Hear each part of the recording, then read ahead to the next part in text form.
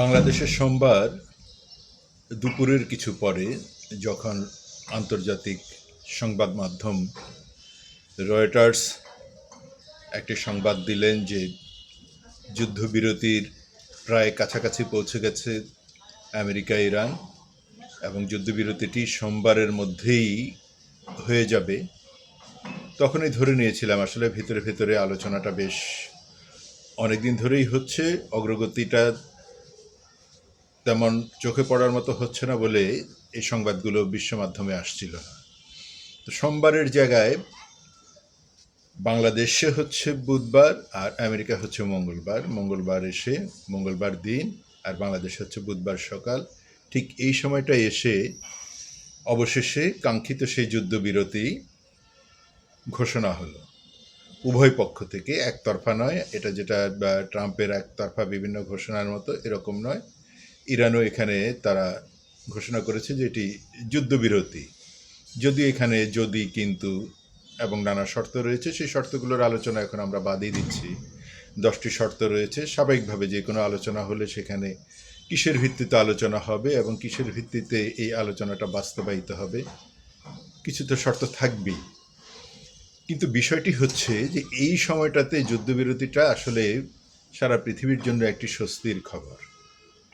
সারা পৃথিবীর মানুষ এই যুদ্ধের কোনো পক্ষ না হয়েও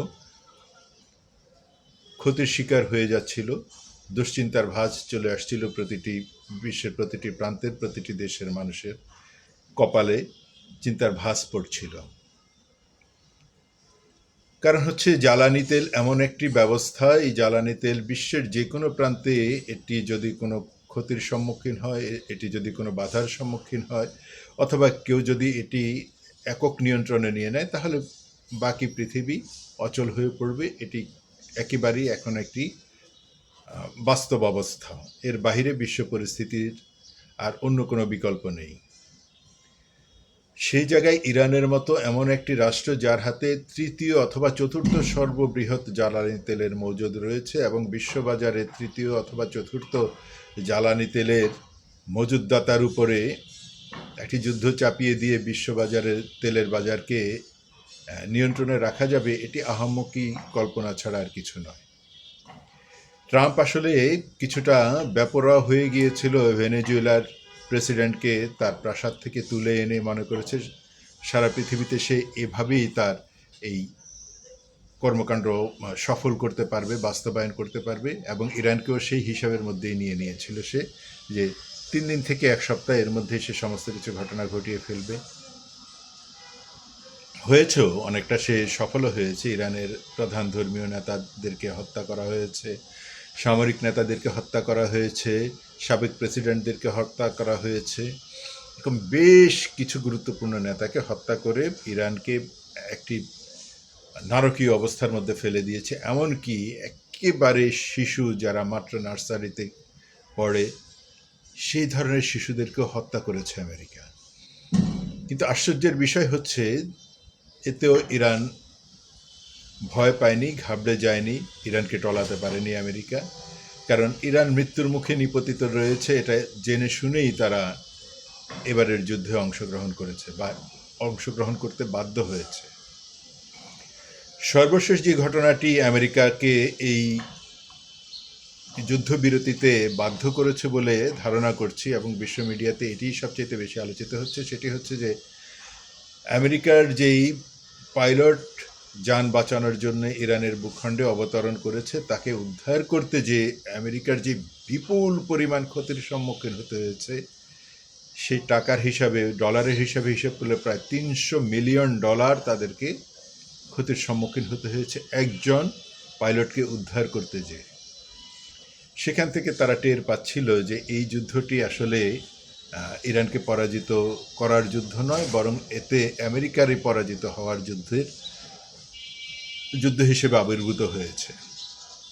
একজন পাইলটকে যদি উদ্ধার করতে যেয়ে তাদের $300 মিলিয়ন ক্ষতির সম্মুখীন হতে হয়, তাহলে স্থলযুদ্ধে যদি তারা অংশগ্রহণ করতে যায়, ইরানের কোনো একটি ভূখণ্ড যদি তারা দখল করতে যায়, সেই ক্ষেত্রে যে তাদের কি ভয়াবহ রকমের ক্ষতির সম্মুখীন হতে হবে, এটি তারা উপলব্ধি করতে পেরেছে। অন্তত ট্রাম্পের যারা উপদেষ্টা মণ্ডলী, ঘনিষ্ঠ উপদেষ্টা মণ্ডলী, যাদেরকে ট্রাম্প গুরুত্বের সহকারে বিবেচনা করেন, তারা হয়তো তাকে বোঝাতে সক্ষম হয়েছে, যার জন্য ইসরায়েলের এই ফাঁদ থেকে বেরিয়ে আসতে দ্রুত একটি সিদ্ধান্ত নিতে পেরেছে আমেরিকা। যদি এখানে ইসরায়েলের এখন পর্যন্ত কোনো মন্তব্য পাওয়া যায়নি এই যুদ্ধবিরতি বিষয়ে, আর আমেরিকাকেই বা কতটুকু বিশ্বাস করা যাবে এই যুদ্ধবিরতিতে সে যে ভঙ্গ করবে না, সে যে আবার আক্রমণ করবে না, বা এই যুদ্ধবিরতির মধ্যে দিয়ে সে অন্য কোনো কূটকৌশল তৈরি করবে না যেটা দিয়ে ইরানকে আরও একবার হামলা করা যায়, ইরানের উপরে আরও একবার ভয়ানক রকমের কোনো কিছু করা যায়, এরকম যে চিন্তা আমেরিকা করবে না তা কিন্তু বলা যাচ্ছে না।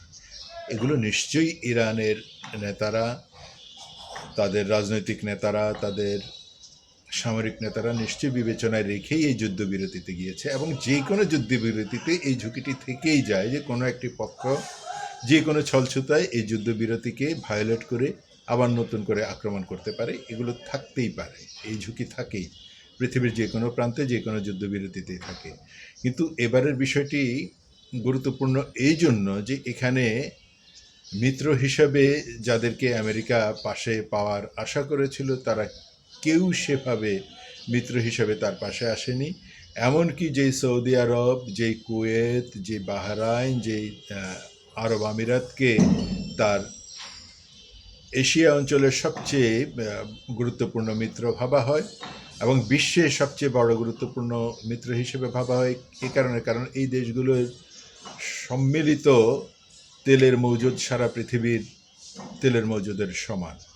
তো এই দেশগুলোকে যখন আমেরিকা তার মিত্র হিসেবে এবার কাছে পায়নি, বিশেষ করে ট্রাম্পের স্বপ্নভঙ্গ এখানেই হয়েছে। সে যে আশা করে এসেছিল যে এই যুদ্ধটাকে ছড়িয়ে দিতে পারবে চারদিকে, বিশেষ করে মধ্যপ্রাচ্যের এই মিত্র দেশগুলোকেও এই যুদ্ধে সে বাধ্য করবে অংশগ্রহণ করতে তার পক্ষ হয়ে, কিন্তু সেই দেশগুলো তেমনভাবে সাড়া দেয়নি। এবং ইরানও এখানে খুব কৌশলীভাবে হামলাগুলো সাজিয়েছে মূলত আমেরিকার স্বার্থ সংশ্লিষ্ট জায়গাগুলোতে, যেখানে ওই দেশগুলো বলতে পারবে না যে তুমি তো আমারও ক্ষতি করেছ। খুব কৌশলে সে এবার তার হামলাগুলোকে সাজিয়ে মূলত আমেরিকার স্বার্থ সংশ্লিষ্ট জায়গাগুলোকে সে তার টার্গেটে পরিণত করেছে, তার ক্ষেপণাস্ত্রের টার্গেটে পরিণত করেছে, যার জন্য আমেরিকা চারিদিক থেকে প্রচণ্ড চাপের মুখে পড়ে গেছে।